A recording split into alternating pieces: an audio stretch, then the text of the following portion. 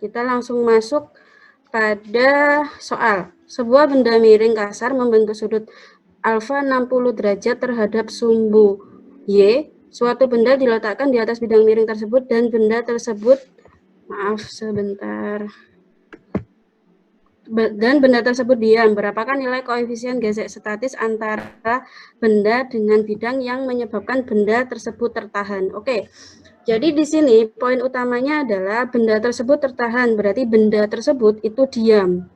Kalau diam, maka percepatannya nanti akan bernilai 0. Oke.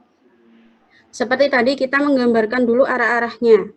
Nah, yang harus diingat adalah alfa di sini yang kita pakai adalah alfa atau sudut yang berdasarkan sumbu X. Yang kita pakai adalah patokannya adalah ini, sumbu X ini.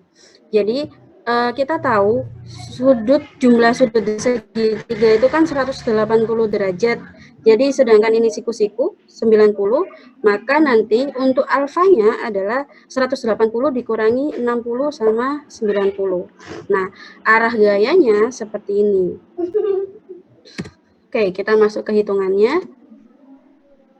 Nah, tadi sigma FY-nya sama dengan 0. Sigma FY itu berarti tadi yang nah, sigma FY itu berarti antara N sama W cos. Antara N sama W cos ini kan bernilai 0, sigma FY-nya sama dengan 0. Sehingga nanti nilainya N itu sama dengan W cos alfa atau W cos theta. Selanjutnya, nah, untuk sigma fx-nya juga sama dengan 0. Kenapa kok sama dengan 0? Ingat tadi di soal benda itu tertahan atau diam, maka bendanya tidak bergerak dan percepatannya bernilai 0. Oke, di sini kok bisa ketemu seperti ini? Ingat di sini sumbu X. Sumbu X-nya adalah W sin alfa sama F sin alfa. Nah, ini W sin alfa kan mengarah ke kanan, sedangkan Fs-nya mengarah ke kiri. Maka W sin alfa dikurangi gaya gesek. Nah, gaya gesek sendiri itu rumusnya adalah mu S kali N. Mu S itu adalah koefisien gesek statis, N itu adalah gaya normal. Jadi kalau kita substitusikan, N tadi adalah nilainya M kali G kali cos alfa. Jadi mu S itu sama dengan MG sin alfa dibagi, maaf ini ada kekeliruan. Yang di bawah untuk penyebutnya ini sebenarnya adalah W cos alfa atau W cos theta. Jadi kita bisa mencoret antara MG-nya, terus kita tahu untuk rumus tangen alfa itu kan sama dengan sin per cos. Maka nilainya mu S itu adalah tangen alfa atau tan 30. Jadi nilainya 1 per akar 3. Contoh soal yang kedua.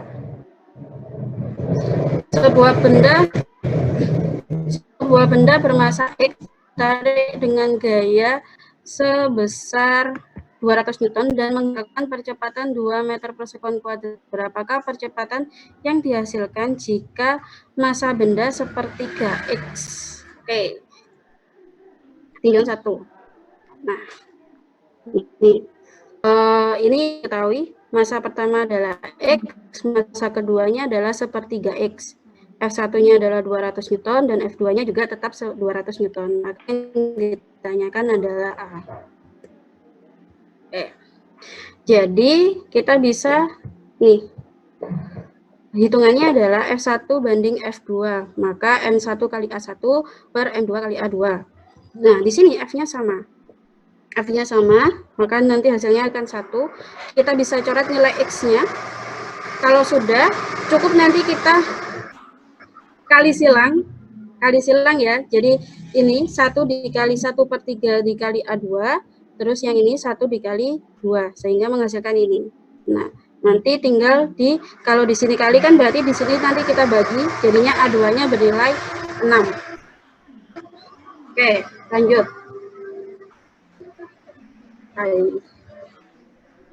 Berisik ya? Mohon maaf agak berisik. Oke, lanjut.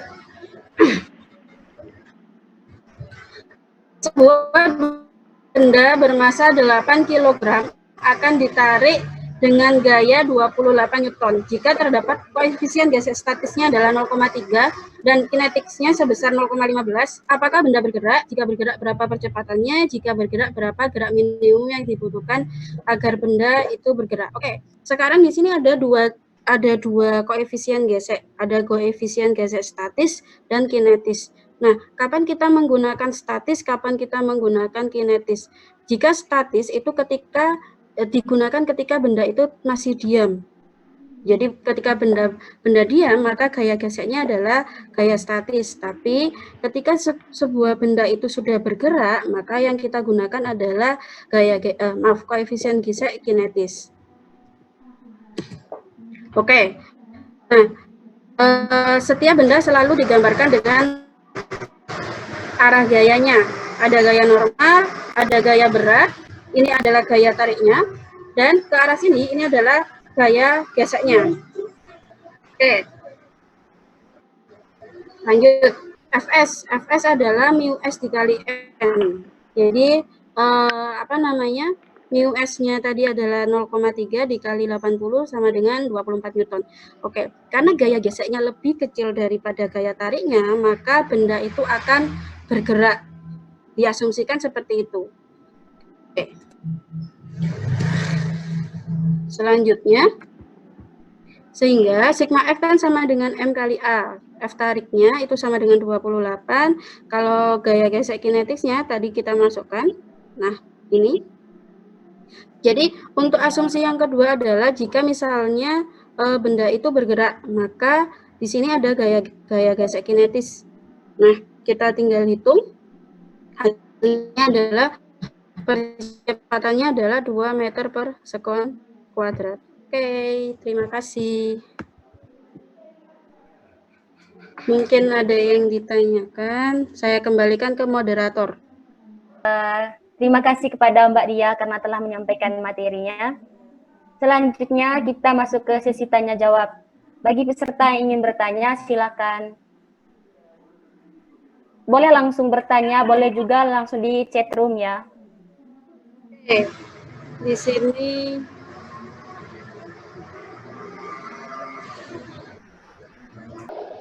Kak Diah mohon izin. ya.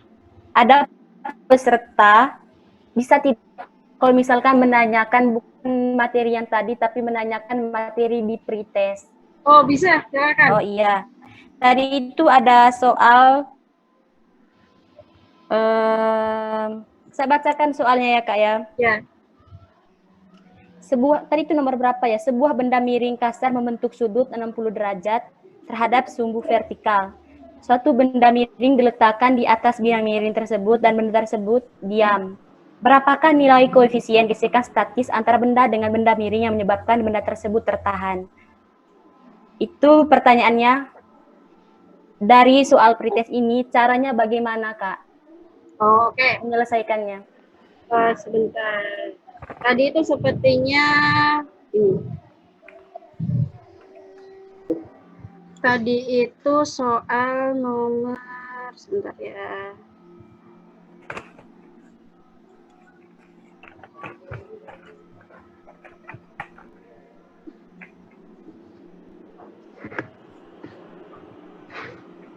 Ini bukan, benar nggak ya? Oh iya ini. Oke. Jadi saya terangkan kembali berarti. Di situ kan ada sebuah benda miring kasar. Lanjut ke pembahasan aja ya. Iya. Nah, berarti gini, kita menggambarkan dulu gaya-gayanya. Gayanya seperti ini. Dan kalau tadi kan normal, gaya normal itu kan selalu tegak lurus. Jadi arahnya selalu sama dengan sudut yang terbentuk. Jadi kalau misalnya di sini 30, pasti di sini juga 30, kayak gitu. Terus, nah gaya berat itu selalu ke bawah. Selalu ke bawah sehingga kita proyeksikan dulu. Kenapa sih kok di sini W cos alpha, di sini W sin alpha? Nah, kalau kita tahu aturan trigonometri yang nilainya cos alpha sama dengan samping per miring, sin alpha sama dengan depan per samping. Oke. Jadi gini, Aduh, kursor kan.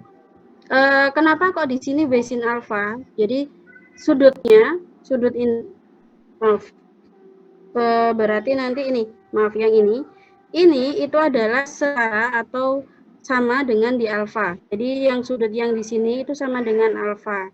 Nah, kalau kita ibaratkan ini adalah mata kita, maka yang berada di samping mata itu kan garis ini. Ya, terus ini akan tetap selalu menjadi garis miring. Yang kita ingat bahwa nilai cos alfa itu kan sama dengan samping per miring. Nah, ini adalah samping matanya dan ini adalah maaf, garis miringnya. Maka rumusnya kan samping per miring. Samping per miring itu adalah cos. Selanjutnya, kalau di sini sama dengan sudutnya, maka nanti kalau kita proyeksikan di W ini, misalnya kita buat garis lurus seperti ini, garis bantu, maka besarnya sudut W dengan garis bantu itu nanti sama dengan alfa. Jadi, ketika di sini adalah sudutnya, maka garis yang ini, proyeksi yang ini, itu adalah berada di depan sudut. Oke, kita tahu untuk nilai sin alfa itu kan sama dengan depan per miring. Makanya di sini adalah W sin alfa. Nah, ini adalah arah gayanya. Lanjut. Oke, sejajar sumbu Y dan sejajar sumbu X. Kita akan bahas dulu pada sumbu Y. Di sumbu Y tadi kan ada W sama N.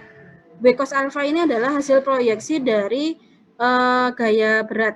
Jadi N tadi kan mengarah ke atas dan W itu mengarah ke bawah, makanya bernilai negatif. Nah, sehingga ini tinggal pindah ruas, maka nilai N sama dengan mg cos alfa.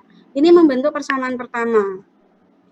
Selanjutnya, untuk yang sejajar sumbu Y, itu sejajar sumbu X.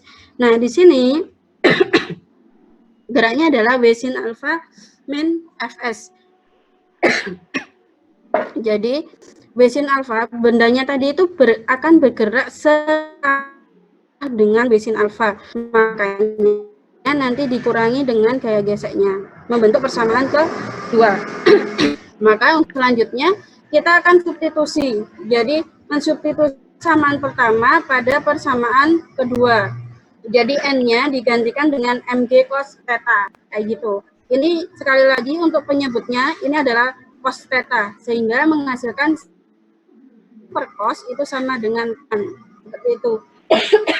Apa sudah paham? Saya mewakili panitia mengucapkan terima kasih kepada pemateri kita pada hari ini karena telah menyampaikan materi yang sangat bermanfaat untuk kita semua. Dan untuk peserta juga terima kasih karena sudah berpartisipasi.